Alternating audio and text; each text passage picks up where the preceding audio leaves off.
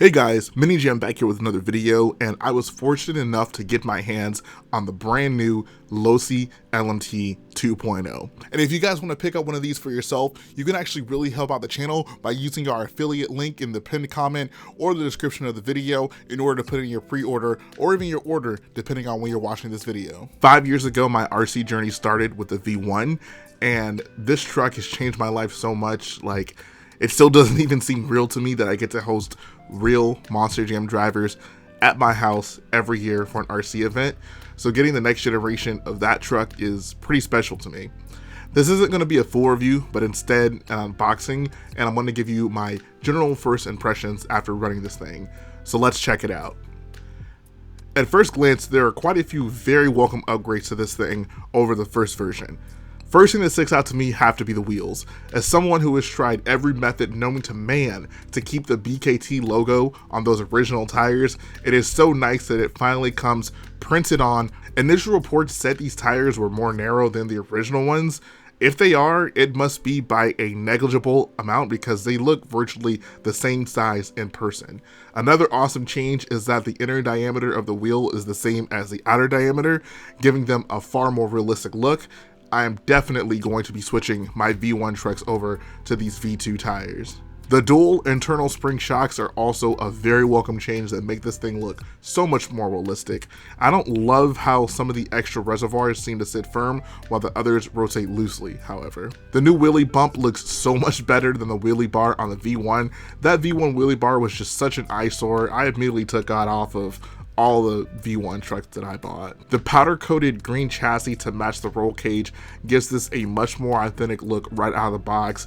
The body is sporting the newest Gravedigger graphics, which I believe were updated on the real trucks. Here is a comparison photo between both of them, and shout out to my guy Chris Ciriello for pointing this out to me. He knows everything there is to know about Gravediggers. The servo is supposed to be considerably stronger than the V1 stock servo, which is great because that was one of the weaker points on that original truck.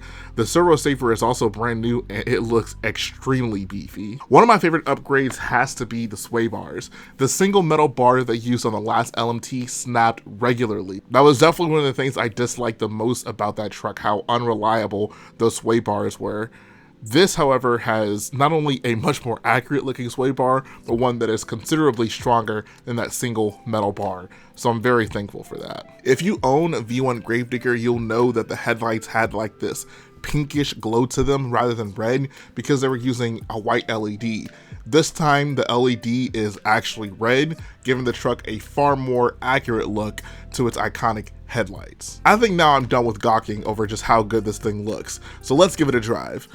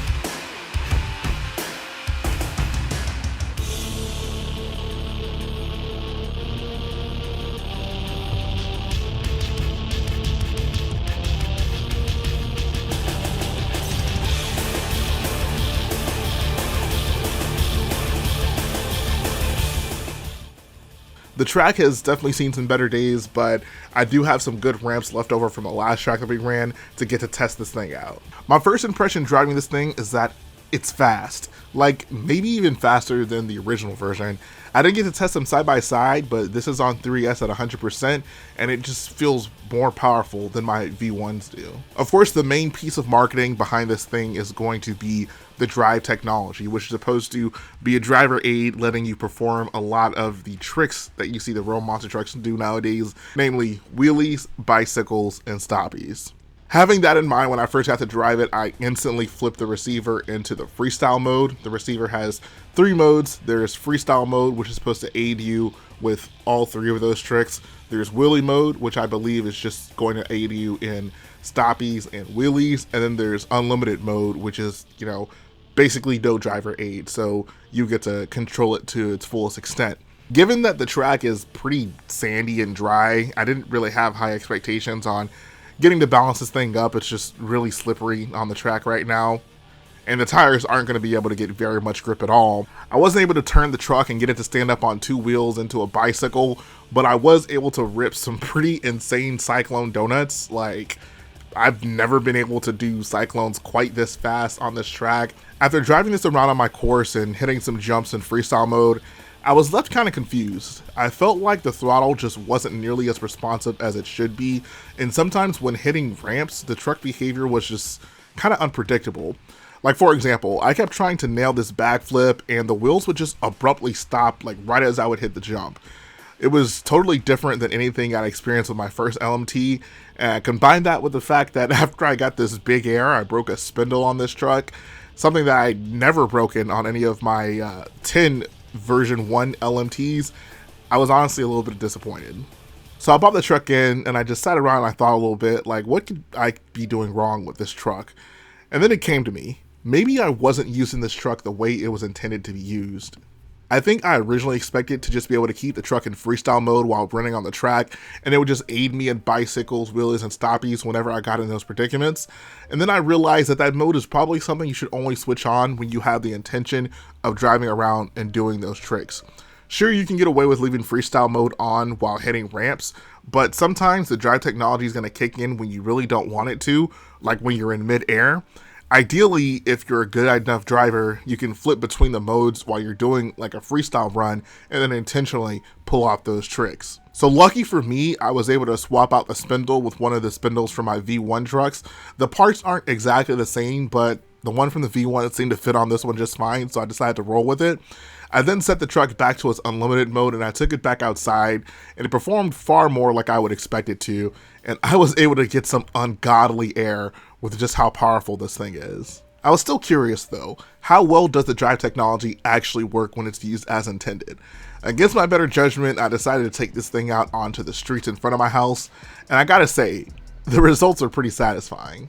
The drive technology definitely works. I've seen so many videos of people driving this thing around and pulling these tricks off, but when I was able to finally pull it off on my own, like when I got it to stand up on a bicycle and I was able to drive it around and steer it and actually keep it up on 2 wheels for, you know, longer than a second or two, I was just so happy. Like, I was audibly giddy. Like, it is such a satisfying feeling when you're able to pull off these tricks. It's easy enough to dive into even if you're not an experienced driver, but there's still also a level of challenge if you really want to perfect them. Like, I would say if you're a beginner, like, you could easily get the truck to stand up on 2 wheels, but if you want to be, you know, driving around on 2 wheels for like a minute or so, it's going to take some time and dedication and practice. And that's the kind of engagement you want with one of these trucks. You know, you want to spend time with it and get to know it and then become a better driver as you progress along. But you don't want the learning curve to be so hard from the jump that it's almost impossible to get into as a beginner. I feel like this truck is a really good balance of those two things. And these videos are of me driving with one hand and recording with the other, and even then I was able to pull off some sweet bicycles and wheelies. Stoppies though, I'm probably going to need a little bit more practice. So, what are my first impressions of the new LMT 2.0? I kind of love it. It's a considerable improvement over the V1 in so many ways, like not only aesthetically, but also performance-wise. Even without the drive technology, it's such a fulfilling monster truck driving experience. Like, for me, it's kind of like experiencing the V1 for the first time all over again, and just how cool it was to feel like I was able to take the reins of a real monster truck. But then when you add the drive technology, it just gives you a whole other component and dimension to this truck, where there's a whole slew of tricks that are, you know, open to beginners and people who haven't driven the truck before that without the drive technology would have been either really difficult or straight up impossible. With the skills competitions becoming so prominent in modern day Monster Jam, I love how they've made those tricks more accessible to anyone who picks up one of these controllers. That being said, I clearly have a lot of practice to do if I want to be pulling these tricks off in my backyard, so I'm gonna go have some more fun with this thing, and I'll see you all again very soon. Thank you so much for watching.